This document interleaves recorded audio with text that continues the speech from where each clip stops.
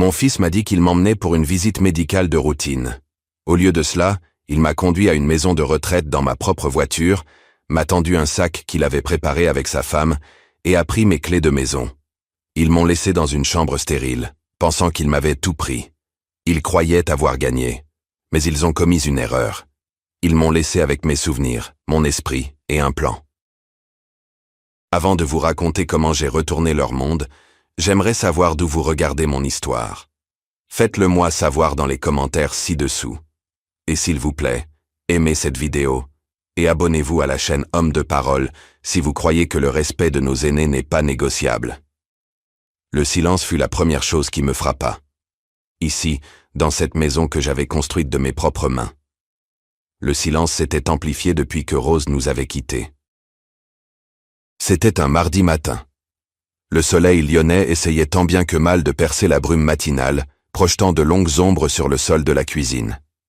J'étais assis à notre petite table en chêne, ma main reposant sur le dossier de sa chaise vide. Le bois était encore lisse, comme elle l'aimait. Depuis 2 ans, je m'asseyais ainsi, buvant mon café et lui parlant comme si elle était encore là, sur le point de me dire d'arrêter de tant m'inquiéter. L'odeur de sueur et de vieux souvenirs imprégnait l'air de cette maison, un parfum que moi seul pouvais apprécier. Puis le téléphone sonna, son cri strident brisant la quiétude. C'était mon fils, Jean-Michel. Sa voix avait changé ces derniers temps. Elle avait un certain poli, un ton professionnel qui ne ressemblait plus au garçon à qui j'avais appris à faire du vélo dans l'allée, juste devant cette fenêtre. Elle ressemblait à celle de sa femme, Tiffany. « Papa, juste pour prendre de tes nouvelles. Tout va bien ?» La question était une formalité, une case à cocher. Je lui dis que j'allais bien, que les glycines allaient bientôt fleurir. J'essayais de parler de choses qui comptaient, de choses avec des racines, mais il était toujours pressé. Il pivota comme le fait un vendeur quand il s'apprête à faire son argumentaire. « Alors, papa, Tiffany et moi avons discuté. Nous sommes un peu inquiets de te voir dans cette grande maison. » Tous ces escaliers, c'est beaucoup pour une seule personne. Je serrai le téléphone plus fort. Ce n'était pas la première fois qu'il disait cela. Les mots étaient toujours enrobés d'inquiétude, mais ils semblaient tranchants en dessous. « Je vais bien, Jean-Michel. Je gère ces escaliers depuis 40 ans. » Il soupira, un son de patience feinte. « Je sais, papa, je sais. Mais les choses sont différentes maintenant. Nous pensons simplement qu'il est peut-être temps d'envisager d'autres options pour ta sécurité. Options. » C'était son mot à elle. Le mot de Tiffany. C'était un terme stérile, impersonnel pour déraciner toute la vie d'un homme, pour effacer son histoire. Je pouvais presque l'entendre chuchoter en arrière-plan, le conseillant. Je pensais à la terrasse arrière. Je l'avais construite moi-même, celle où Rose et moi nous asseyions pour regarder les lucioles les soirs d'été. Je pensais aux marques de crayon sur le chambranle du couloir qui suivait à la taille de Jean-Michel. D'un petit garçon à un homme qui maintenant me dépassait, mais qui semblait en quelque sorte plus petit. Cette maison n'était pas juste du bois et des clous. C'était une chose vivante remplie des échos de nos rires, nos disputes, nos vies. C'était le dernier morceau de rose qu'il me restait. Il n'y a pas d'autres options, fils. C'est ma maison. La ligne devint silencieuse un moment. Je savais qu'il cherchait auprès de sa femme la prochaine réplique. « Écoute, papa, » dit-il finalement, sa voix tendue. « Tiffany et moi allons passer ce week-end. Nous pourrons en discuter proprement. Nous voulons juste ce qu'il y a de mieux pour toi. » Il raccrocha avant que je ne puisse dire quoi que ce soit d'autre. Je restais là, la tonalité bourdonnant dans mon oreille. Un sentiment froid me submergea, un sentiment qui n'avait rien à voir avec la fraîcheur matinale. Une conversation n'était pas ce qu'il voulait. Il voulait une reddition et il venait à la chercher. Ce samedi, leur voiture, un SUV blanc rutilant qui semblait complètement déplacé dans mon humble allée, s'arrêta pile à l'heure. Jean-Michel sortit en premier, l'air mal à l'aise dans un polo repassé. Tiffany suivit, glissant du siège passager comme si elle descendait sur un tapis rouge. Elle portait une robe d'été éclatante et des lunettes de soleil si grandes qu'elles cachaient la moitié de son visage. Elle tenait un grand dossier brillant. Mon estomac se serra. Je savais que ce dossier signifiait des affaires. J'ouvris la porte avant qu'il ne puisse en frapper. « Entrez » dis-je, ma voix plus ferme que ce que je ressentais. Tiphaine entra avec un large sourire éclatant qui n'atteignait pas ses yeux. « Étienne, l'endroit a l'air charmant, dit-elle, ses yeux scrutant tout. Elle ne regardait pas nos photos de famille sur la cheminée ou le fauteuil à bascule sculpté à la main dans le coin. Elle évaluait, calculait. Ses compliments ressemblaient à des estimations. De si bons fondements, et ce quartier devient vraiment désirable.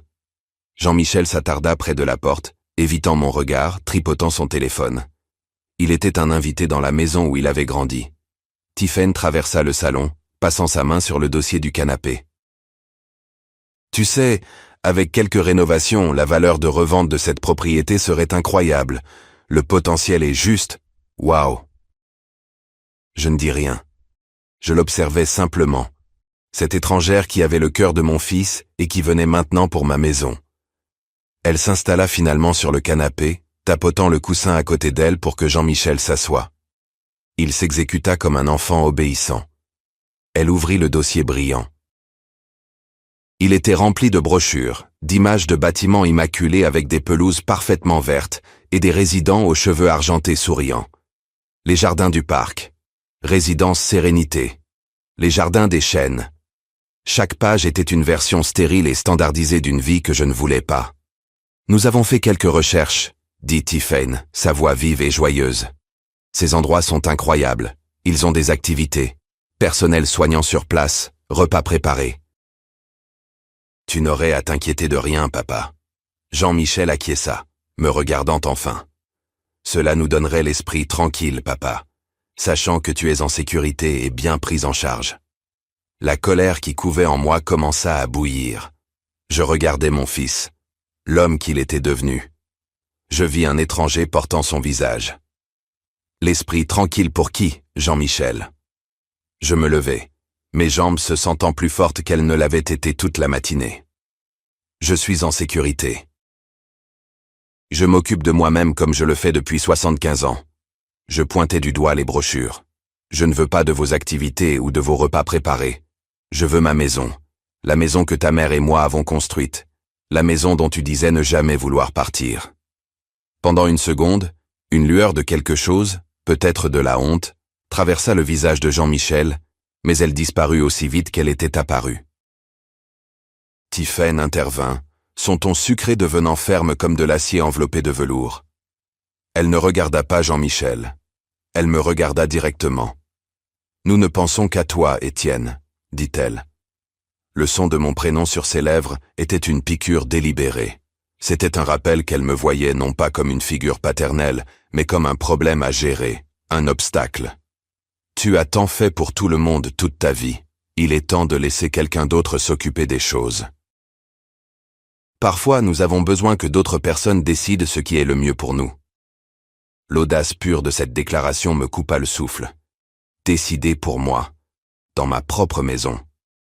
C'est alors que je me souvins d'une conversation que j'avais eue avec Rose des années auparavant, peu après que Jean-Michel et Tiphaine se soient mariés. Nous étions assis sur la terrasse arrière, regardant le soleil se coucher. « Méfie-toi de celle-là », avait dit Rose, sa voix douce mais sérieuse. Elle a des yeux qui mesurent toujours. Elle regarde notre maison, pas notre fils. Je lui avais dit de ne pas s'inquiéter, que Jean-Michel était heureux, comme j'avais eu tort. Rose l'avait vu dès le début. Je regardais ces deux personnes sur mon canapé, un front uni contre moi. Je sus alors que ce n'était pas une discussion. C'était une déclaration de guerre. La réponse est non, dis-je, ma voix basse et définitive. Cette conversation est terminée. Vous devez partir. Jean-Michel parut stupéfait, mais le sourire de Tiphaine ne vacilla jamais. Elle referma lentement le dossier, image parfaite de la maîtrise de soi. Elle se leva, lissant sa robe. « D'accord, dit-elle, sa voix légère et aérienne. Nous comprenons. Tu as besoin de temps pour réfléchir. » Ils marchèrent vers la porte. Jean-Michel s'arrêta, se retourna vers moi, son visage un mélange de confusion et de culpabilité. Il ouvrit la bouche pour dire quelque chose, mais Tiphaine posa une main sur son bras. « Allons-y, chérie. » Alors qu'elle franchissait la porte, elle jeta un regard par-dessus son épaule vers moi, et son sourire avait disparu. À sa place, se trouvait un regard de détermination froide et calculatrice. « Ce n'est pas grave, dit-elle. Sa voix à peine un murmure, mais elle traversa la pièce comme un coup de feu. Il y a d'autres moyens. Puis ils étaient repartis. Je restais là dans le silence assourdissant de ma maison. Les brochures étaient toujours posées sur la table basse comme une menace. Je savais que ce n'était pas la fin. Ce n'était que le début. Et j'avais le sentiment que leurs autres moyens seraient bien pires que quelques dépliants glacés. Les jours qui suivirent leur visite furent chargés d'un silence différent. Ce n'était plus le calme paisible de la solitude. C'était le silence tendu d'un champ de bataille avant le premier coup de feu. Je m'occupais dans mon atelier. L'odeur familière de cèdre et de pin, un petit réconfort. J'essayais de me convaincre que j'avais été ferme, qu'il m'avait entendu. J'essayais de croire que mon fils ne trahirait pas la mémoire de sa mère. J'étais un idiot. Le mercredi, le téléphone sonna. C'était Jean-Michel, et sa voix était épaisse d'une excuse que je voulais si désespérément croire. « Papa, je suis vraiment désolé. » commença-t-il. Tiphaine et moi, nous avons complètement dépassé les bornes. Nous sommes allés trop loin. J'écoutais, mon cœur pris entre prudence et l'espoir d'un père. J'essayais juste de te montrer que nous nous inquiétions, et cela est sorti tout de travers, continua-t-il, son ton dégoulinant de sincérité. Pour me faire pardonner, je veux t'emmener quelque part. Tiphaine a trouvé cette excellente nouvelle clinique à la Croix-Rousse, des médecins haut de gamme. Je me sentirais tellement mieux si nous pouvions juste te faire passer un bilan complet correct. C'est moi qui invite. S'il te plaît, papa, laisse-moi faire les choses bien. L'hameçon était parfaitement appâté. Il ne s'agissait pas de la maison. Il s'agissait de ma santé. C'était un acte d'amour, un rameau d'olivier. Et parce que je voyais toujours le petit garçon et l'homme, le garçon qui me suivait autrefois dans mon atelier tenant un marteau-jouet, j'acceptais. J'ai choisi de croire au fils que j'avais élevé, pas à l'homme que sa femme façonnait. C'était ma deuxième erreur. Il me prit le lendemain matin. Tiphaine n'était pas avec lui, ce qui rendait toute la chose plus authentique, juste un père et un fils. Mais la voiture semblait différente. Ma vieille Peugeot, celle que Rose et moi avions emmenée en voyage, semblait retenir son souffle. Jean-Michel était enjoué, parlant de sport, d'une promotion à son travail, de tout et de rien, sauf de ce qui importait. Je remarquai que nous ne nous dirigions pas vers le quartier médical d'Édouard Herriot, ni vers aucun des complexes hospitaliers que je connaissais. Nous roulions plus loin dans une zone plus calme et plus résidentielle, remplie de grands chênes et de bâtiments en briques imposants. « C'est un endroit étrange pour une clinique, fils, » dis-je, un nœud se formant dans mon ventre. « Oh, c'est l'un de ces nouveaux centres de bien-être, » dit-il rapidement, sans me regarder. « Très moderne, très privé. » Il tourna dans une longue allée sinueuse. Au bout se dressait un grand bâtiment imposant en briques, avec une enseigne devant. L'enseigne était sculptée en élégante écriture cursive, mais le nom qui y figurait me glaça le sang. Elle ne disait pas clinique ou centre médical. Elle disait « les jardins du parc ». Cela ressemblait moins à un lieu de guérison qu'à un arrêt final. Mon esprit commença à s'emballer. « Jean-Michel, arrête la voiture », dis-je, ma voix basse. « Qu'est-ce que c'est que cet endroit ?» Il m'ignora, s'arrêtant juste devant l'entrée principale. « Allez, papa, notre rendez-vous est à 10 heures. » Il sortit de la voiture, ses mouvements raides et peu naturels. Il ne me regardait pas. Je sus alors que j'étais tombé droit dans le piège. Au moment où nous franchîmes les portes automatiques en verre, l'odeur me frappa. Une odeur stérile de produits chimiques antiseptiques mêlée à quelque chose d'autre. Quelque chose qui sentait vaguement la décomposition et la résignation. Le hall était vaste et faiblement éclairé. Des sols polis, reflétant la lumière pâle des hautes fenêtres. Quelques personnes âgées étaient affalées dans des fauteuils, leurs regards distants et désorientés. Une femme en fauteuil roulant fixait d'un regard vide un téléviseur qui n'était pas allumé. Le seul son était le grincement du chariot d'un concierge quelque part au fond d'un long couloir. Ce n'était pas un lieu de bien-être. C'était un lieu d'attente de la fin. Et puis, je vis Tiphaine. Elle se tenait près du bureau d'accueil, souriante, tenant ce même dossier brillant de l'autre jour.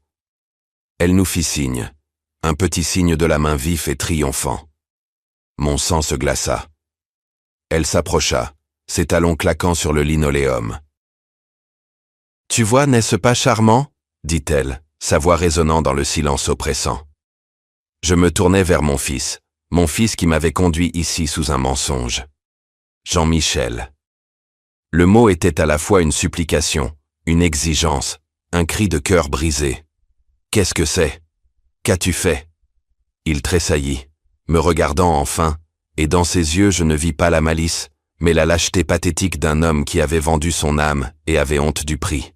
Il ne pouvait pas répondre. Tiphaine répondit à sa place. Elle s'approcha de la réceptionniste, une jeune femme aux yeux fatigués, et posa le dossier sur le comptoir. Son sourire était aveuglant. « Bonjour, dit-elle. Nous sommes ici pour l'admission, monsieur Moreau. » Le monde sembla basculer sur son axe. L'air quitta mes poumons. J'attrapai le bras de Jean-Michel, ma poigne étonnamment forte. « Non, dis-je, ma voix tremblant d'une rage que je n'avais pas ressentie depuis des décennies. Jean-Michel, dis-lui. Dis-lui que nous partons tout de suite. » Il resta simplement là, figé, une statue de fils. Tiphaine se retourna vers moi, son sourire disparut, remplacé par un regard de pitié condescendante. Elle posa une main sur mon épaule, et je la secouai comme si elle était en feu. « Maintenant, Étienne, ne faisons pas de scène, » dit-elle, sa voix basse et tranchante. « C'est pour le mieux, nous avons tout réglé. » Elle fit glisser le dossier à travers le comptoir vers la réceptionniste. Les papiers sont tous en ordre. À travers la couverture plastique, je vis un document, une procuration médicale, et je vis ma propre signature en bas, datant d'années après une petite opération. Un document que j'avais signé en confiance, un outil que j'avais donné à mon fils pour me protéger, maintenant utilisé comme une arme pour m'emprisonner. Ils avaient tout planifié. Tout. Ils avaient une chambre qui attendait. Une infirmière apparut tenant un petit sac de sport. Mon sac de sport. Je reconnus les marques d'usure sur le cuir. Ils avaient fait mes bagages. Ils étaient entrés dans ma maison, avaient de fouiller mes tiroirs, et avaient préparé un sac pour mon propre exil. C'était la trahison finale, la plus intime. L'infirmière essaya de me conduire dans le couloir, mais je tins bon. Je regardai Jean-Michel une dernière fois. « Ta mère, articulai-je, ta mère aurait tellement honte de toi. » Pour la première fois, une larme perla dans son œil, mais il ne fit rien. Tiphaine s'interposa entre nous. Elle tendit la main. « Les clés, Étienne, de la maison et de la voiture. Nous les garderons en sécurité pour toi. » Ce n'était pas une demande. Je ne bougeais pas. Jean-Michel plongea la main dans la poche de ma veste, ses mains tremblantes, et les sortit. Les clés de ma vie. Il les plaça dans la paume tendue de sa femme.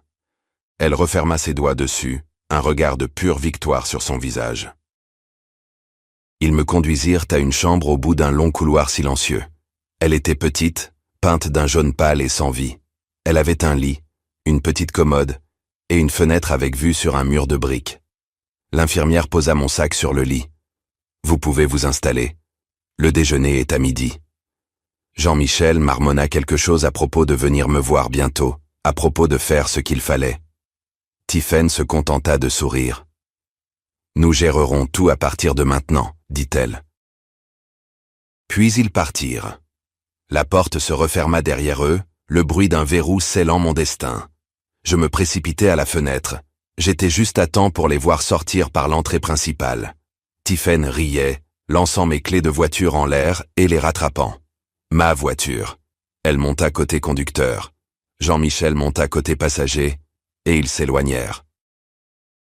Ils s'éloignèrent dans ma voiture de la prison qu'ils avaient construite pour moi, pour aller vivre dans la maison que j'avais construite avec ma femme. Le choc céda finalement la place, et une vague de désespoir si lourde qu'elle ressemblait à une noyade me submergea. Je m'effondrai sur le matelas dur. Le combat avait complètement disparu de moi. Ils avaient gagné. Je ne sais pas combien de temps je restais assis là. 1 heure, peut-être 2. Les murs jaunes pâles semblaient se refermer. C'était donc ça. C'était comme ça que mon histoire allait se terminer. Un homme fier, un ébéniste, un mari, un père, réduit à un résident de la chambre 2B, attendant le déjeuner. Puis je pensais à Rose. Je pensais à elle dans les derniers mois, quand la maladie essayait de nous l'arracher. Elle ne s'est jamais plainte. Elle n'a jamais cédé au désespoir. Je me souvins d'elle me saisissant la main une nuit, son étreinte faible, mais ses yeux féroces. « Redresse ton dos, Étienne », avait-elle chuchoté. « Un homme moraux ne baisse pas la tête, tu te bats toujours. » Sa voix était aussi claire dans ma tête que si elle était assise juste à côté de moi. Et quelque chose en moi changea. Le désespoir ne disparut pas simplement. Il se consuma, laissant derrière lui quelque chose de dur, de froid et de clair. La rage. Mais c'était une rage calme, une rage concentrée. Il pensait m'avoir enterré. Mais ils n'avaient fait que planter une graine. Ils avaient été minutieux. Ils avaient pris mes clés, ma voiture, ma maison. Ils avaient la procuration. Ils m'avaient laissé dans un endroit où ils contrôlaient les visiteurs, les appels, l'emploi du temps. Ils pensèrent m'avoir dépouillé de tout mon pouvoir, mais ils avaient négligé deux choses. Ils m'avaient laissé mon esprit, qui était plus vif qu'ils ne pouvaient l'imaginer. Et dans leur hâte, dans leur arrogance, ils avaient oublié le petit objet simple dans ma poche, mon téléphone portable. Ils avaient pris les clés de ma maison, mais ils m'avaient laissé la clé de leur destruction complète et totale. Elle était juste là, vibrant silencieusement dans la paume de ma main. La partie n'était pas terminée. Elle venait juste de commencer. La porte se referma, le bruit résonnant dans la petite pièce, comme le couvercle d'un cercueil qui se ferme. Je me précipitai à la fenêtre, mes mains pressées contre la vitre froide. J'étais juste à temps pour les voir sortir par l'entrée principale. Tiphaine riait, un son vif et laid. Elle lançait mes clés de voiture en l'air et les rattrapait avec un geste théâtral. Ma voiture. La vieille Peugeot que Rose et moi avions emmenée pour une douzaine de voyages sur la route. La voiture que je polissais à la main, un samedi sur 2. Elle se glissa sur le siège conducteur, la place qui n'avait jamais appartenu qu'à moi ou à Rose. Jean-Michel monta côté passager, la tête baissée, et puis ils étaient repartis. Ils s'éloignèrent dans ma voiture de la prison qu'ils avaient construite pour moi pour aller vivre dans la maison que j'avais construite avec ma femme. Le choc céda finalement la place, et une vague de désespoir si lourde qu'elle ressemblait à une noyade me submergea. Je m'effondrais sur le matelas dur, les ressorts gémissant en signe de protestation. Le combat avait complètement disparu. Les murs jaunes pâles semblèrent se refermer, l'air épais avec l'odeur de javel et de reddition. C'était donc ça. C'était comme ça que mon histoire allait se terminer. Un homme fier, un ébéniste, un mari, un père, réduit à un résident de la chambre 2B, attendant le déjeuner. J'enfouis mon visage dans mes mains, la texture rugueuse de mes paumes, un rappel brutal d'une vie de travail et de but qui semblait maintenant à des millions de kilomètres. Ils avaient gagné. Je ne sais pas combien de temps je restais assis là. 1 heure, peut-être 2. Le temps avait perdu son sens. Le soleil commença à se coucher, peignant le mur de briques à l'extérieur de ma fenêtre dans des nuances d'orange et de rouge, les couleurs d'un feu mourant. Et puis je pensais à Rose. Je pensais à elle dans les derniers mois, quand la maladie essayait de nous l'arracher. Elle ne s'est jamais plainte. Elle n'a jamais cédé au désespoir. Je me souvins d'elle me saisissant la main une nuit, son étreinte étonnamment forte, ses yeux féroces dans son visage fatigué. « Redresse ton dos, Étienne », avait-elle chuchoté, sa voix rauque mais ferme. « Un homme moraux ne baisse pas la tête. Tu te bats toujours. » Sa voix était aussi claire dans ma tête que si elle était assise juste à côté de moi. Une secousse me traversa, vive et nette. Je levai la tête et redressai mon dos. Le chagrin était toujours là, une blessure profonde et douloureuse pour le fils que j'avais perdu. Mais autre chose montait à travers lui. Le désespoir ne disparut pas simplement. Il se consuma, laissant derrière lui quelque chose de dur, de froid et de clair. La rage.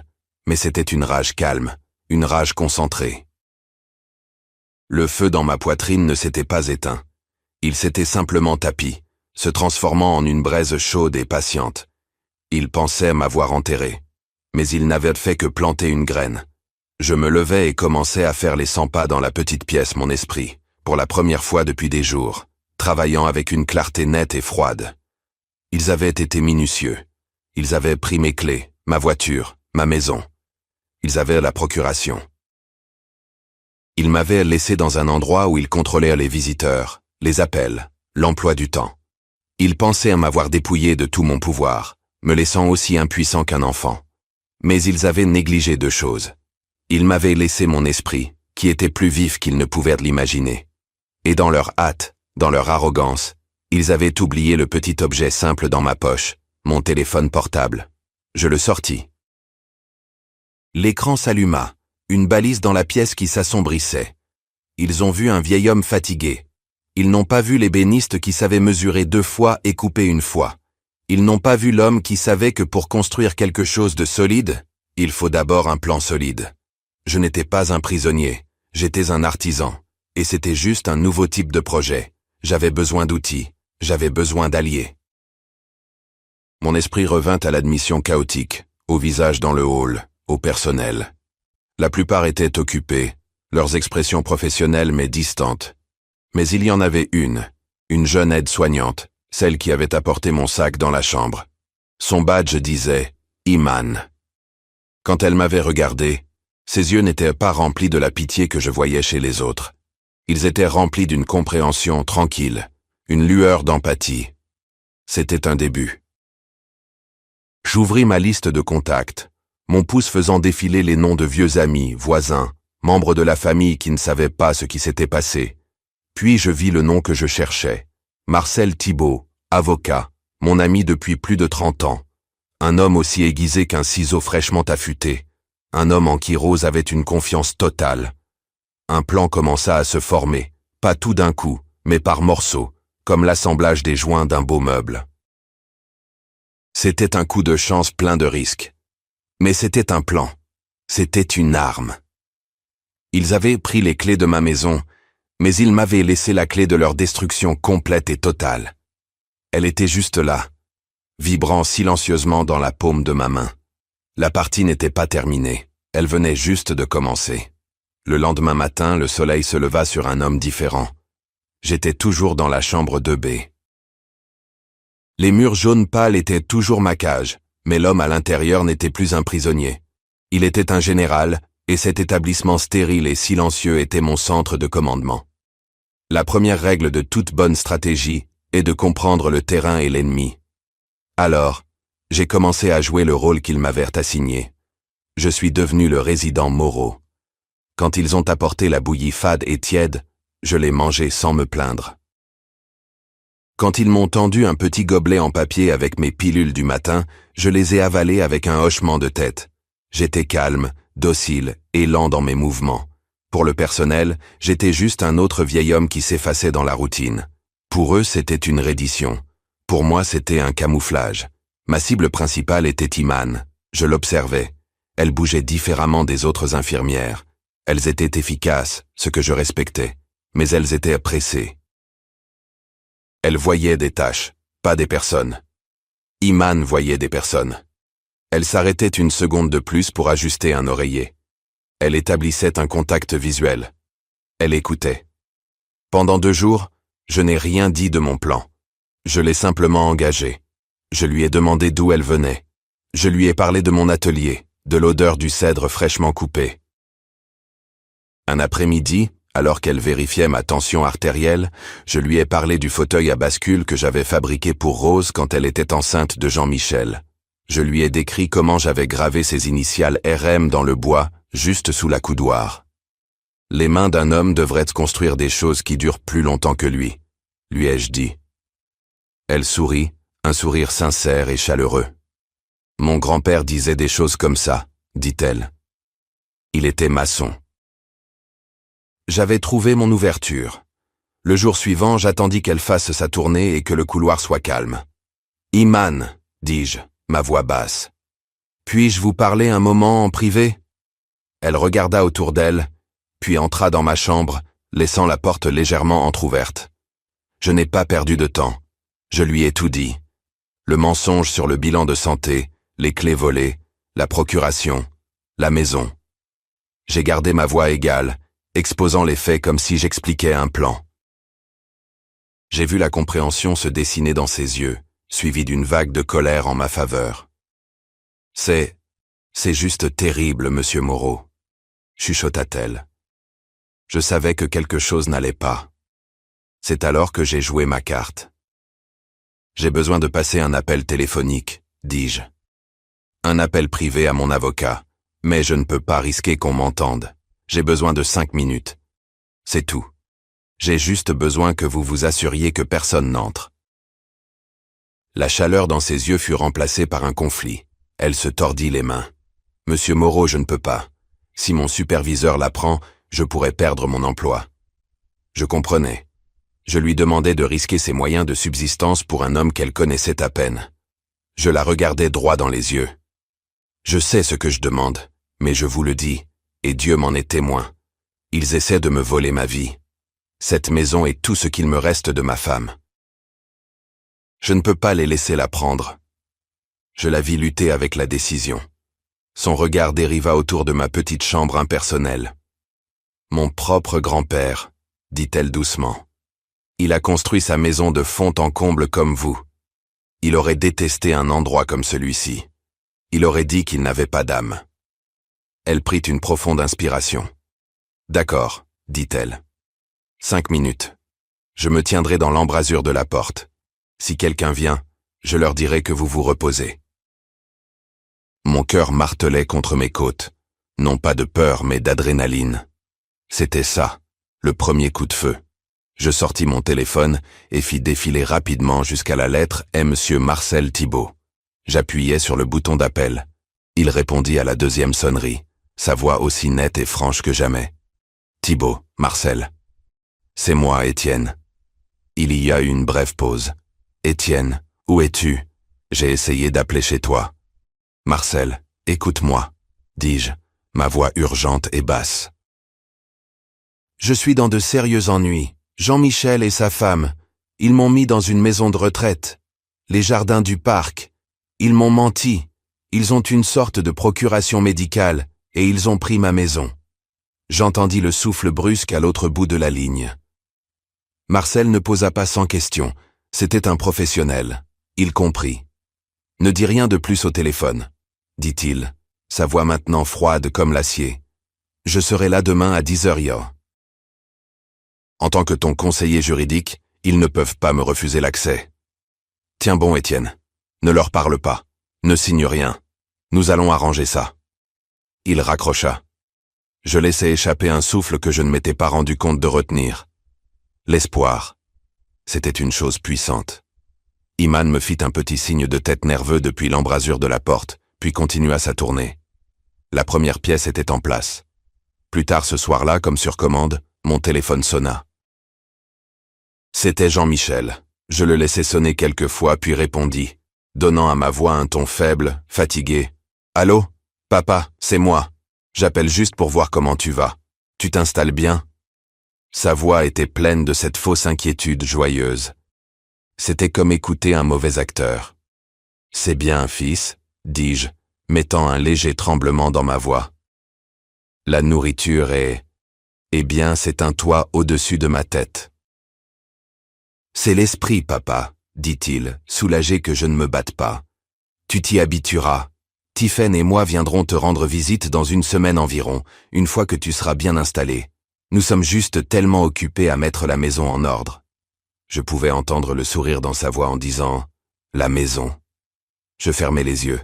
« C'est bien, fils, » murmurai-je. « Fais ce que tu dois faire. » Je raccrochai. Le rideau venait de se lever sur ma petite pièce. Il a entendu un vieil homme fragile qui abandonnait. Il n'avait aucune idée qu'il parlait à un général à la veille de la bataille, et mon avocat arrivait le matin. La nuit fut longue, mais pour la première fois depuis ce qui semblait une éternité, je ne me sentais pas seul dans l'obscurité. Je sentais l'esprit combatif de Rose à côté de moi, et je sentais la promesse de l'arrivée de Marcel. Le lendemain matin, j'étais réveillé avant le soleil. Je suivis les mouvements de leur routine, mais mon esprit était à 1000 lieues de là, planifiant, attendant. 10h. Je regardais la trotteuse sur l'horloge murale en plastique bon marché se rapprocher.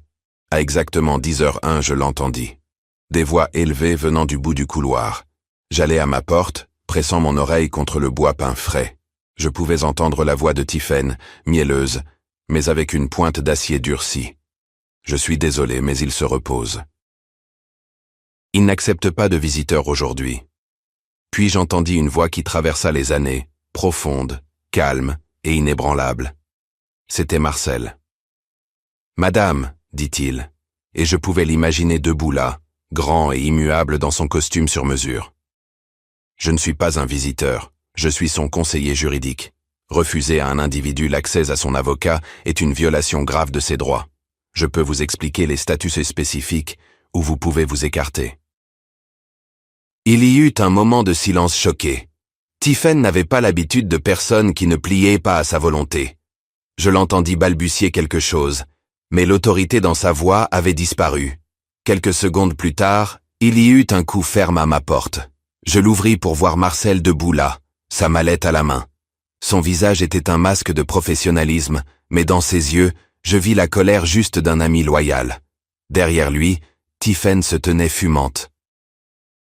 Ses bras croisés, son sourire parfait, remplacé par un regard venimeux. Marcel entra dans ma chambre, et toute l'atmosphère changea. Ce n'était plus une cage. C'était une salle d'audience, et mon procès était sur le point de commencer. Il ferma la porte, fermement, la fermant dehors. Nous nous assîmes dans les 2 fauteuils inconfortables près de la fenêtre. Je ne perdis pas de temps en politesse. J'exposai toute l'histoire laide, du premier appel téléphonique à propos des escaliers, jusqu'au moment où Jean-Michel tira les clés de ma poche. Je gardais ma voix ferme, rapportant les faits sans émotion comme un témoin à la barre. Marcel écouta sans interruption, ses mains enclochées devant lui. Il hocha lentement la tête, son regard ne quittant jamais le mien. Quand j'eus fini, le silence dans la pièce était lourd.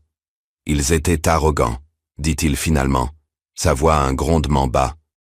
« Et la cupidité rend les gens négligents. Ils ont commis une erreur cruciale, Étienne. » Il se pencha en avant, tapotant son stylo sur sa mallette.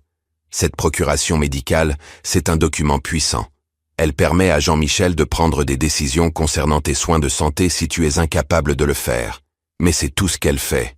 Elle ne lui donne zéro, et je veux dire zéro, autorité sur tes finances, ta propriété ou tes biens. Tant que tu es sain d'esprit, et tu es aussi vif que tu l'étais il y a 20 ans, il ne peut pas vendre ta maison. Il ne peut pas toucher à tes comptes bancaires. Il ne peut rien faire. Une vague de soulagement me submergea, si puissante qu'elle faillit me faire fléchir les genoux. C'était la première lueur du jour que j'avais vue depuis que ce cauchemar avait commencé. « Alors que faisons-nous » demandai-je. Marcel ouvrit sa mallette avec 2 clics nets. Le son était comme le marteau d'un juge. « Nous ne nous contentons pas de défendre, Étienne. Nous attaquons. Nous ne nous contentons pas de les bloquer. Nous enlevons tout l'échiquier. » Il exposa le plan. Chaque étape un coup de marteau contre leur stratagème. « Premièrement, dit-il, sortant un document. Tu vas signer une nouvelle procuration durable. Celle-ci est complète. Elle couvre tout ce qui est financier, juridique, immobilier, et tu vas me désigner comme ton mandataire. Au moment où tu signeras ceci, cela révoque et remplace tous les documents précédents. La procuration médicale de Jean-Michel sera sans valeur. » Il fit glisser le papier et un stylo à travers la petite table. Deuxièmement, avec cette autorité, je vais contacter un agent immobilier de confiance dès cet après-midi. Nous allons mettre la maison en vente rapidement. Acheteur au comptant, pas de conditions. Nous pourrions prendre un petit coup sur le prix, mais nous l'aurons vendu et conclu avant même qu'il ne sache ce qui se passe. Mon esprit vacillait. Vendre la maison. La maison que Rose et moi avions construite. C'était une pensée douloureuse, mais je comprenais la logique impitoyable. C'était le seul moyen. « Et l'argent » demandai-je. « Troisièmement » dit Marcel, ses yeux brillants. « Le produit de la vente n'ira pas sur ton compte bancaire actuel auquel il pourrait essayer d'accéder. Il sera déposé directement dans une nouvelle fiducie irrévocable que j'établirai en ton nom. Tu seras le seul bénéficiaire. Ils ne pourront pas toucher un seul centime. Nous allons construire une forteresse autour de toi, mon ami. » Alors qu'il parlait, il fit une pause, un regard plus doux apparaissant sur son visage. Il me regarda non pas comme un client, mais comme un ami. « Tu sais, Rose m'a pris à part lors de votre 50e anniversaire de mariage, dit-il, sa voix calme. Tout l'endroit était plein de musique et de rire. Elle m'a saisi le bras et m'a dit « Marcel, tu me promets, s'il arrive jamais quelque chose à moi, tu veilles sur mon Étienne. C'est un homme fort, mais son cœur est trop doux pour son propre bien. » Je lui ai dit que je le ferais. Il regarda les papiers. « Je ne fais que tenir une promesse, Étienne. » Les larmes me montèrent aux yeux. Il ne s'agissait plus seulement de la maison ou de l'argent. Il s'agissait de l'honorer. Il s'agissait d'être l'homme qu'elle savait que j'étais. « Faisons-le, dis-je, ma voix épaisse d'émotion. J'ai besoin d'un témoin. » Je dis à Marcel d'attendre un moment. Je sortis dans le couloir et trouvai Iman. Je lui demandai si elle voulait bien servir de témoin légal pour un document. Elle vit les papiers dans les mains de Marcel, vit l'expression sur mon visage et hocha simplement la tête. Elle entra, signa la ligne de témoin sur le document d'une main ferme, puis sortit avec un tranquille « Bonne chance, monsieur Moreau. » Je pris le stylo. Ma main tremblait, non pas à cause de l'âge, mais du poids du moment. Je signai mon nom, Étienne Moreau. La signature était ferme, claire. C'était la signature d'un homme qui reprenait sa vie. Marcel rassembla les documents, ses mouvements efficaces et déterminés. « Le combat a commencé, Étienne, » dit-il en se levant pour partir. « Maintenant, tu dois juste continuer à jouer ton rôle. Sois faible, sois confus. Laisse-les penser qu'ils t'ont exactement là où ils te veulent. » Il me serra la main, son étreinte ferme et rassurante. Et puis il était parti. Je retournai à la fenêtre, le regardant traverser la pelouse bien entretenue, un soldat quittant la base avec ses ordres. Pour la première fois depuis ce qui semblait une éternité, je sentis la chaleur de l'espoir se répandre dans ma poitrine. Ce soir-là, je m'allongeai sur mon lit, ressentant l'épuisement de la journée. Je pris mon téléphone, mes doigts faisant défiler distraitement. Je trouvai la page de médias sociaux de Tiphaine. Elle était publique. Et il y était. Un nouveau post d'il y a à peine une heure. C'était une photo d'elle et de Jean-Michel debout sur le porche avant de ma maison, mon foyer. Ils souriaient, tenant un verre de vin, le soleil couchant scintillant derrière eux. La légende disait « Faire de cette belle maison notre maison pour toujours », tellement excité pour notre nouveau départ, tellement béni. Je regardais leurs visages souriants, triomphants. Ils célébraient, sur un terrain volé, complètement inconscients que le sol était sur le point de s'effondrer juste sous leurs pieds. Je souris, un vrai sourire sincère. Laissez-les publier leurs photos. L'avis d'expulsion était déjà en route.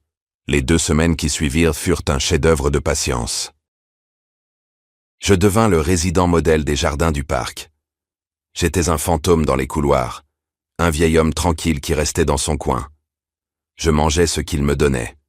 Je dormais quand il me le disait, et je ne parlais que lorsqu'on m'adressait la parole.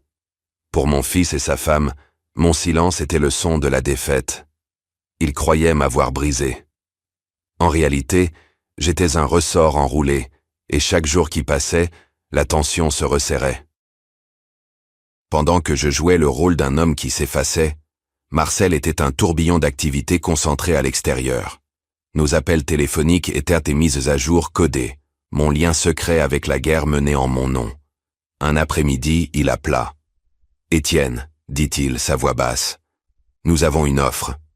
Une jeune famille, 2 enfants. Ils ont perdu 3 autres maisons dans le quartier. Ils sont impatients. C'est une offre au comptant, ce qui signifie que nous pouvons conclure en quelques jours, pas en semaines. C'est environ 10% en dessous de ce que nous pourrions obtenir si nous attendions. Mais c'est propre et c'est rapide. » Je regardais autour de ma petite chambre jaune. Je pensais au rire d'une jeune famille qui résonnerait dans les couloirs où Rose et moi avions vieilli ensemble. Cela semblait juste. « Une famille, dis-je. Rose aurait aimé ça. Accepte-la, Marcel. Vends ma maison. » Pendant que Marcel démantelait leur avenir, Jean-Michel appelait avec des mises à jour sur la façon dont il démantelait mon passé. Il appelait pendant qu'il était à la maison, sa voix résonnant légèrement. « Hé, papa, nous faisons de grands progrès ici, disait-il, son ton plein d'un faux enthousiasme. Nous avons dû prendre une benne pour toutes les vieilles affaires dans le grenier. Toi et maman avez vraiment gardé beaucoup de bric-à-brac.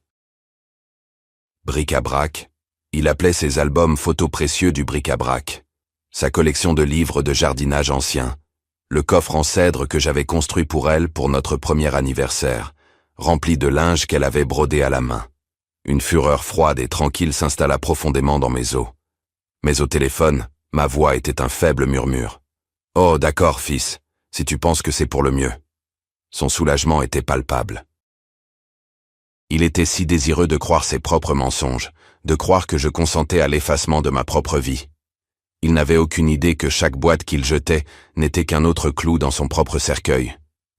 Il était si occupé à vider la maison qu'il ne remarqua pas l'inspecteur et l'évaluateur qui vinrent et repartirent discrètement un mardi après-midi.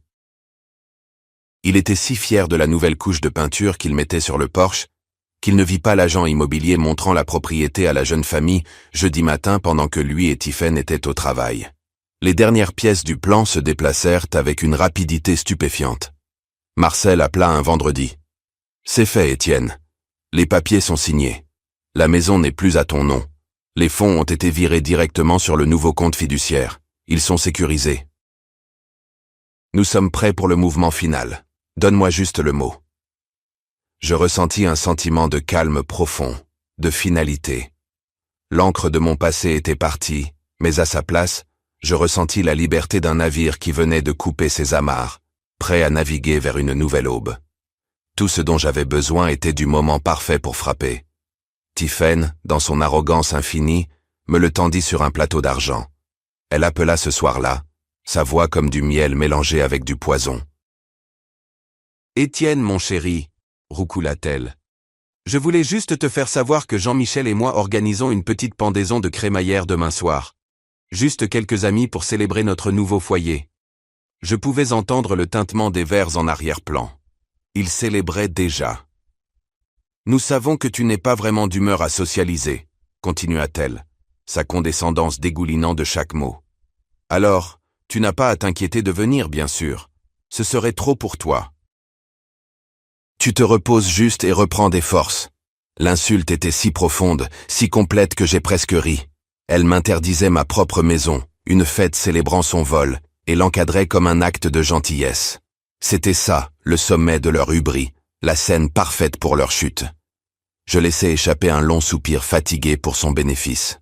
« Merci de me le faire savoir, Tiphaine, » dis-je, ma voix un murmure fragile. « C'est très attentionné de ta part. Je vais juste me reposer ici. » « Nous savions que tu comprendrais, » gazouilla-t-elle. « On se parle la semaine prochaine. » Elle raccrocha. Je restais assis là dans le silence de ma chambre, le téléphone toujours dans ma main. Attentionné. Le mot résonnait dans mon esprit. Je regardais par la fenêtre, non pas le mur de briques, mais le reflet de mon propre visage dans la vitre qui s'assombrissait. L'homme qui me regardait n'était pas faible. Il n'était pas vaincu.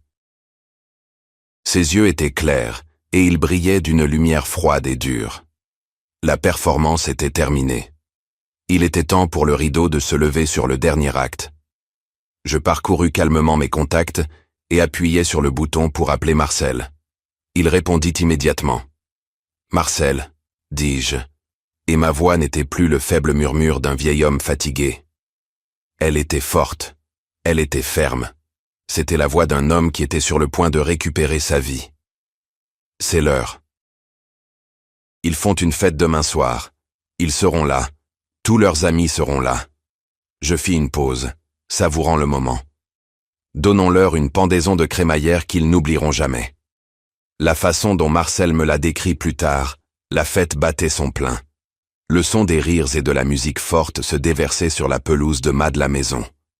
À travers les fenêtres avant, on pouvait tous les voir. Jean-Michel jouant le fier hôte, un rôle qu'il n'avait jamais mérité.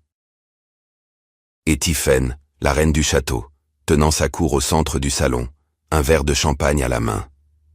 Elle racontait une histoire, ses amis suspendus à chaque mot. Ils avaient même décroché les aquarelles de rose du mur du salon et les avaient remplacées par un art abstrait bon marché qui ressemblait à une explosion de peinture. Ils étaient si à l'aise dans leur royaume volé, si certains de leur victoire. Ils avaient oublié la règle que connaît tout bon ébéniste. Une fondation défectueuse fera toujours s'effondrer la maison.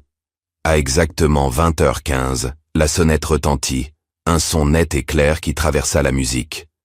Jean-Michel, souriant, s'excusa d'une conversation. « Probablement les Miller.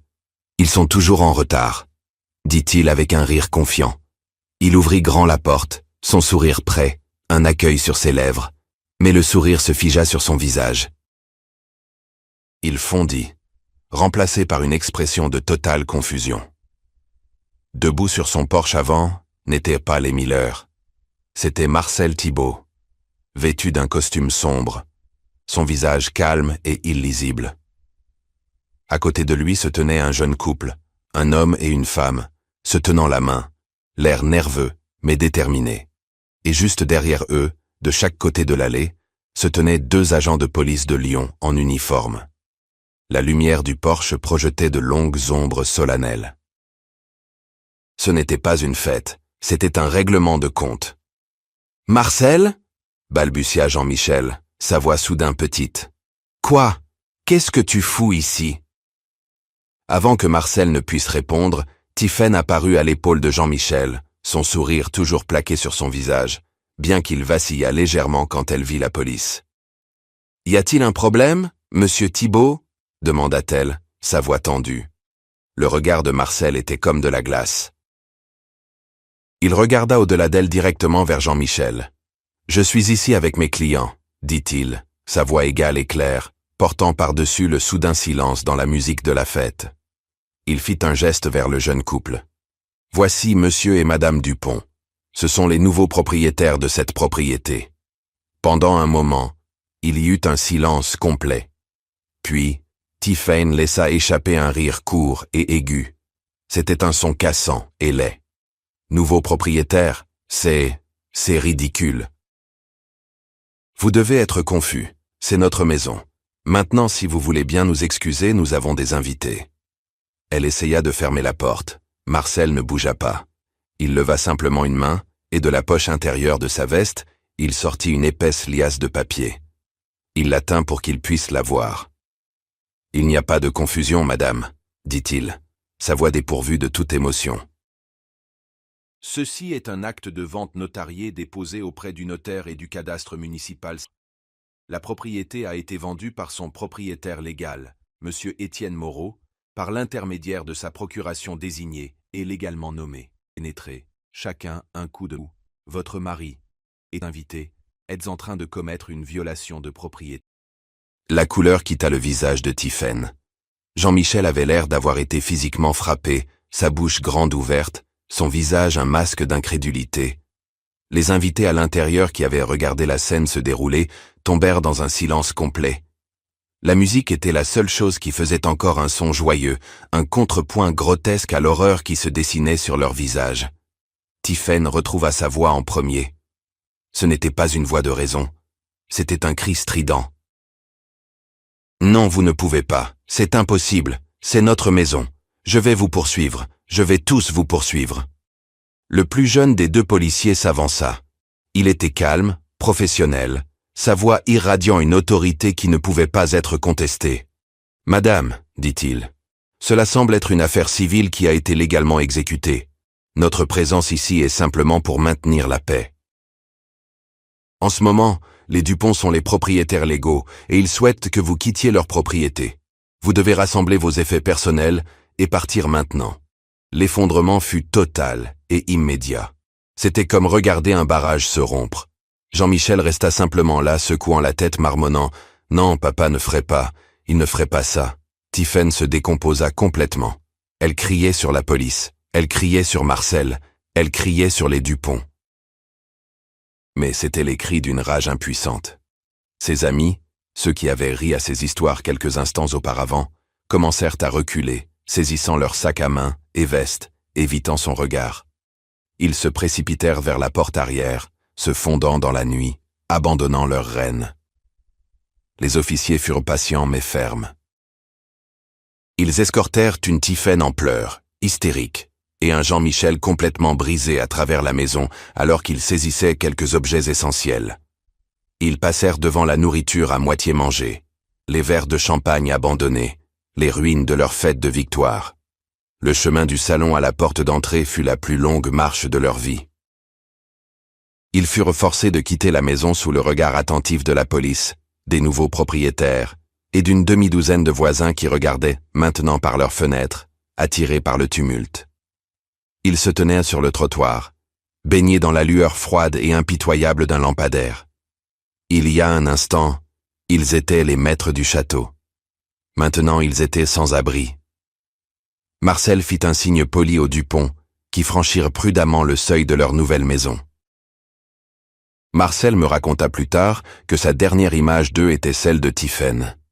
Son visage strié de larmes et de maquillage hurlant sur Jean-Michel, le blâmant tandis qu'il restait simplement là, un homme vidé regardant la porte d'entrée de la maison qui n'était plus la sienne. Quand Marcel m'a appelé et m'a raconté tout cela, je n'ai pas applaudi. Je n'ai pas ressenti un élan de joie vengeresse. J'ai simplement fermé les yeux et expiré une longue et lente respiration. C'était la satisfaction tranquille et profonde qu'un ébéniste ressent non pas quand il enfonce le dernier clou, mais quand il recule et voit que la maison qu'il a construite est parfaitement à niveau, solide et debout sur sa fondation. L'ordre avait été restauré. La même nuit où ils furent jetés à la rue, je préparais mon propre petit sac. Il n'y avait pas de drame, pas de cris. Marcel avait tout arrangé. Je sortis par les portes principales des jardins du parc, non pas comme un vieil homme jeté, mais comme l'architecte de ma propre vie. Je fis un au revoir tranquille à Iman, la remerciant pour son courage et sa gentillesse. Je ne lui dis pas ce qui allait arriver. Je voulais que ce soit une surprise. Je montai à l'arrière d'une voiture en attente arrangée par Marcel, et comme nous nous éloignions, je ne regardais pas en arrière. Il n'y avait plus rien pour moi là-bas. Marcel m'a raconté qu'ils sont restés sur ce trottoir pendant près d'une heure, un spectacle pathétique sous les lampadaires. Leurs amis avaient disparu. Les voisins s'étaient retirés derrière leurs rideaux. C'étaient juste eux deux. Leurs rêves transformés en cendres en une seule soirée. La colère, dit-il, vint d'abord, dirigée contre tout le monde sauf eux-mêmes. Puis les accusations commencèrent. Tiphaine accusait Jean-Michel d'être faible, de ne pas m'avoir géré correctement. Jean-Michel l'accusait d'être cupide, de l'avoir poussé dans un coin. La fondation de leur partenariat, construit sur les sables mouvants de ce qu'ils pouvaient obtenir de moi, s'effondra au moment où le trésor disparut. Ils finirent dans un motel bon marché, le silence entre eux plus accablant que n'importe quelle dispute. Le lendemain matin, un Jean-Michel furieux fit irruption dans le hall des jardins du parc, exigeant de me voir. La réceptionniste, la même qui m'avait enregistré, le regarda avec un calme placide et professionnel. « Je suis désolé, monsieur, » dit-elle, vérifiant son ordinateur. « Monsieur Moreau a été libéré hier soir. » L'expression sur son visage, dit Marcel, était l'image même de la rage impuissante. Il était venu pour une bagarre, pour une confrontation, seulement pour trouver le champ de bataille vide. Il avait perdu, et il ne savait même pas comment. C'est alors qu'il passa l'appel qu'il aurait dû passer en premier lieu. Il appela mon avocat. Marcel dit qu'il ne dit même pas bonjour. La voix à l'autre bout était juste un cri brut de droit. « Où est-il? Où est l'argent de mon père? Qu'avez-vous fait avec ?» Marcel le laissa évacuer, laissa la tempête se briser. Quand il y eut finalement une pause pour respirer, la voix de Marcel était calme et précise, la voix d'un homme tenant toutes les cartes. « Jean-Michel, commença-t-il. Rien n'a été volé. Tout a été exécuté légalement, selon les souhaits explicites de ton père, comme indiqué dans une procuration juridiquement contraignante. Peut-être aurais-tu dû prendre le temps de comprendre la loi avant d'essayer d'en abuser. » Il laissa cela pénétrer un moment. « Quant au produit de la vente de la maison, continua Marcel, ton père a décidé que cet argent pourrait être utilisé pour construire quelque chose de plus significatif qu'une nouvelle cuisine pour ta femme. Il m'a demandé d'établir le fonds de bourse Rose Moreau. »« Le quoi ?»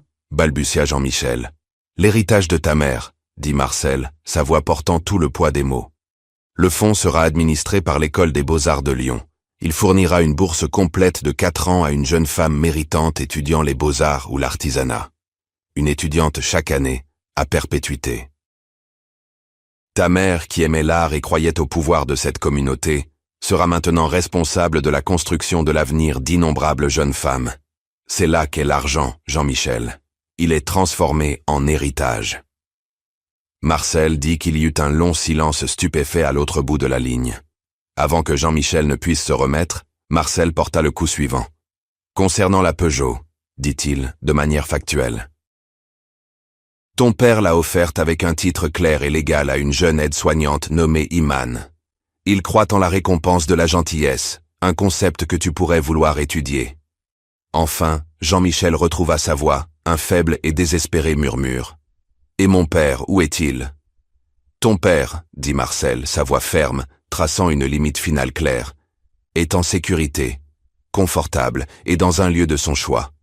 Il a demandé que sa vie privée soit respectée. À partir de maintenant, toute communication passera par mon bureau, comprends-tu? Marcel n'attendit pas de réponse. Il raccrocha. Ils avaient tout perdu parce qu'ils n'avaient jamais compris ce qui était vraiment précieux. Ils voyaient une maison, un actif à liquider. Je voyais un héritage. Ils me voyaient comme un fardeau à gérer. Je me voyais comme un homme qui avait encore quelque chose à construire. Il ne s'agissait pas de vengeance. La vengeance est un feu qui consume tout et vous laisse avec des cendres. Il s'agissait de restauration. Je n'ai pas détruit leur avenir. J'ai simplement refusé de les laisser voler le mien. Au lieu de cela, je l'ai investi. Je l'ai investi dans la mémoire de ma femme, dans l'avenir de ma communauté, et dans le pouvoir simple et profond d'un seul acte de gentillesse. C'est un retour sur investissement qu'ils ne comprendront jamais. Ma nouvelle vie a commencé non pas avec un coup d'éclat, mais avec l'odeur tranquille de café frais et de sciure de bois. Mon appartement est plus petit que la maison, bien sûr, mais la lumière est meilleure. Une grande fenêtre donne sur la ligne d'horizon de Lyon, et le matin, le soleil se déverse sur le parquet. J'ai choisi cet endroit moi-même. Chaque meuble, chaque image sur le mur est ici parce que je voulais qu'il y soit. Il n'y a pas de plus grand luxe que la liberté de choix. La plupart des jours, vous pouvez me trouver ici à mon petit établi près de la fenêtre. Mes mains, qu'ils pensaient trop vieilles et frêles pour être utiles, sont occupées à nouveau. Je travaille sur une petite boîte complexe sculptée dans un morceau de noyer que j'avais depuis des années. C'est un cadeau pour quelqu'un que je n'ai pas encore rencontré. Sur la table à côté de mes outils, il y a une lettre. Elle est sur un épais papier couleur crème. L'écriture est jeune et pleine d'espoir. C'est de la première bénéficiaire du fonds de bourse Rose Moreau. Son nom est Anaïs. Elle écrit qu'elle est la première personne de sa famille à aller à l'université. Elle écrit à propos de son rêve de devenir professeur d'art, d'apporter de la beauté dans le monde. Elle écrit que l'héritage de ma femme lui a donné une chance qu'elle n'aurait jamais cru avoir. J'ai lu cette lettre une douzaine de fois. Chaque fois, elle me rappelle que ce que j'ai perdu n'était qu'un bâtiment. Ce que j'ai construit à la place est un avenir. Je regarde mes mains recouvertes d'une fine couche de sciure de bois. Je regarde la lettre, une promesse tenue, et je regarde par la fenêtre la ville animée, un monde plein de portes qui attendent d'être ouvertes. Je ne suis pas seul ici. Je suis libre. Ils ont pris ma maison, mais ce faisant, ils m'ont rendu ma vie. Une maison est construite avec du bois et des clous, mais une vie doit être construite avec dignité et respect.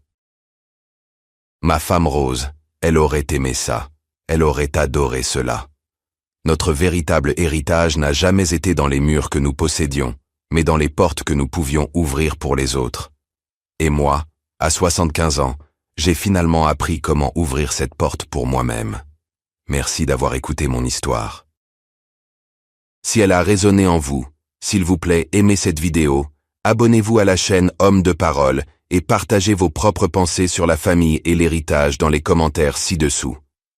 Votre voix compte. Cette histoire nous enseigne que la vraie force n'est pas bruyante mais calme, patiente et souvent sous-estimée. Elle révèle que nos plus grands atouts ne sont pas les possessions matérielles, mais notre intégrité, nos esprits et les héritages que nous choisissons de construire. La victoire d'Étienne n'était pas dans la punition, mais dans la transformation, transformant une source de cupidité en une source d'espoir pour les générations futures. C'est un puissant rappel que nous ne devons jamais permettre aux autres de définir notre valeur ou d'écrire notre chapitre final. Le vrai pouvoir réside dans la récupération de notre propre récit avec dignité et en s'assurant que l'œuvre de notre vie construit quelque chose qui nous survivra. Qu'avez-vous pensé de la façon dont Étienne a créé son héritage final? Partagez vos pensées dans les commentaires ci-dessous. Le lendemain matin, le soleil se leva sur un homme différent. J'étais toujours dans la chambre 2B. Les murs jaunes pâles étaient toujours ma cage, mais l'homme à l'intérieur n'était plus un prisonnier. Il était un général, et cet établissement stérile et silencieux était mon centre de commandement. La première règle de toute bonne stratégie est de comprendre le terrain et l'ennemi. Alors j'ai commencé à jouer le rôle qu'il m'avait assigné. Je suis devenu le résident Moreau. Quand ils ont apporté la bouillie fade et tiède, je l'ai mangée sans me plaindre. Quand ils m'ont tendu un petit gobelet en papier avec mes pilules du matin, je les ai avalées avec un hochement de tête. J'étais calme, docile et lent dans mes mouvements. Pour le personnel, j'étais juste un autre vieil homme qui s'effaçait dans la routine. Pour eux, c'était une reddition. Pour moi, c'était un camouflage. Ma cible principale était Iman. Je l'observais. Elle bougeait différemment des autres infirmières. Elles étaient efficaces, ce que je respectais, mais elles étaient pressées. Elles voyaient des tâches, pas des personnes. Iman voyait des personnes. Elle s'arrêtait une seconde de plus pour ajuster un oreiller. Elle établissait un contact visuel. Elle écoutait. Pendant 2 jours, je n'ai rien dit de mon plan. Je l'ai simplement engagée. Je lui ai demandé d'où elle venait. Je lui ai parlé de mon atelier, de l'odeur du cèdre fraîchement coupé. Un après-midi, alors qu'elle vérifiait ma tension artérielle, je lui ai parlé du fauteuil à bascule que j'avais fabriqué pour Rose quand elle était enceinte de Jean-Michel. Je lui ai décrit comment j'avais gravé ses initiales RM dans le bois, juste sous la coudoir. Les mains d'un homme devraient construire des choses qui durent plus longtemps que lui ai-je dit. Elle sourit, un sourire sincère et chaleureux. Mon grand-père disait des choses comme ça, dit-elle. Il était maçon. J'avais trouvé mon ouverture. Le jour suivant, j'attendis qu'elle fasse sa tournée et que le couloir soit calme. Iman, dis-je, ma voix basse. Puis-je vous parler un moment en privé? Elle regarda autour d'elle, puis entra dans ma chambre, laissant la porte légèrement entr'ouverte. Je n'ai pas perdu de temps. Je lui ai tout dit. Le mensonge sur le bilan de santé, les clés volées, la procuration, la maison. J'ai gardé ma voix égale, exposant les faits comme si j'expliquais un plan. J'ai vu la compréhension se dessiner dans ses yeux, suivie d'une vague de colère en ma faveur. C'est juste terrible, monsieur Moreau, chuchota-t-elle. Je savais que quelque chose n'allait pas. C'est alors que j'ai joué ma carte. J'ai besoin de passer un appel téléphonique, dis-je. Un appel privé à mon avocat. Mais je ne peux pas risquer qu'on m'entende. J'ai besoin de 5 minutes. C'est tout. J'ai juste besoin que vous vous assuriez que personne n'entre. La chaleur dans ses yeux fut remplacée par un conflit. Elle se tordit les mains. Monsieur Moreau, je ne peux pas. Si mon superviseur l'apprend, je pourrais perdre mon emploi. Je comprenais. Je lui demandais de risquer ses moyens de subsistance pour un homme qu'elle connaissait à peine. Je la regardais droit dans les yeux. Je sais ce que je demande, mais je vous le dis, et Dieu m'en est témoin. Ils essaient de me voler ma vie. Cette maison est tout ce qu'il me reste de ma femme. Je ne peux pas les laisser la prendre. Je la vis lutter avec la décision. Son regard dériva autour de ma petite chambre impersonnelle. Mon propre grand-père, dit-elle doucement. Il a construit sa maison de fond en comble comme vous. Il aurait détesté un endroit comme celui-ci. Il aurait dit qu'il n'avait pas d'âme. Elle prit une profonde inspiration. D'accord, dit-elle. 5 minutes. Je me tiendrai dans l'embrasure de la porte. Si quelqu'un vient, je leur dirai que vous vous reposez.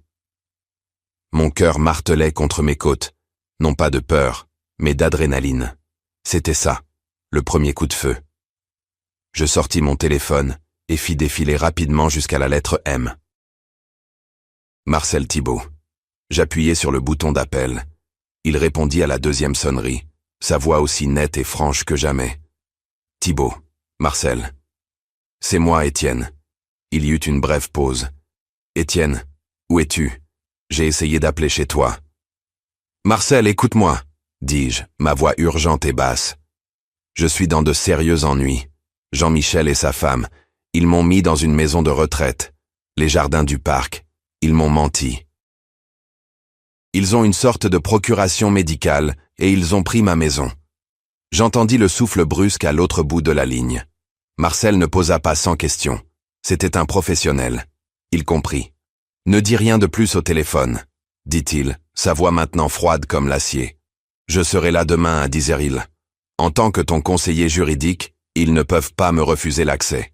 Tiens bon, Étienne, ne leur parle pas, ne signe rien. Nous allons arranger ça. » Il raccrocha. Je laissai échapper un souffle que je ne m'étais pas rendu compte de retenir. L'espoir. C'était une chose puissante. Iman me fit un petit signe de tête nerveux depuis l'embrasure de la porte, puis continua sa tournée. La première pièce était en place. Plus tard ce soir-là, comme sur commande, mon téléphone sonna. C'était Jean-Michel. Je le laissai sonner quelques fois, puis répondis, donnant à ma voix un ton faible, fatigué. « Allô?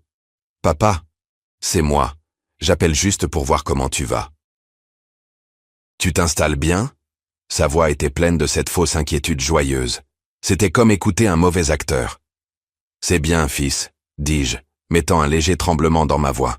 « La nourriture est, eh bien, c'est un toit au-dessus de ma tête. »« C'est l'esprit, papa, » dit-il, soulagé que je ne me batte pas. « Tu t'y habitueras. Tiphaine et moi viendrons te rendre visite dans une semaine environ, une fois que tu seras bien installé. Nous sommes juste tellement occupés à mettre la maison en ordre. » Je pouvais entendre le sourire dans sa voix en disant « la maison ». Je fermai les yeux. « C'est bien, fils, » murmurai-je. « Fais ce que tu dois faire. » Je raccrochai. Le rideau venait de se lever sur ma petite pièce. Il a entendu un vieil homme fragile qui abandonnait. Il n'avait aucune idée qu'il parlait à un général à la veille de la bataille, et mon avocat arrivait le matin.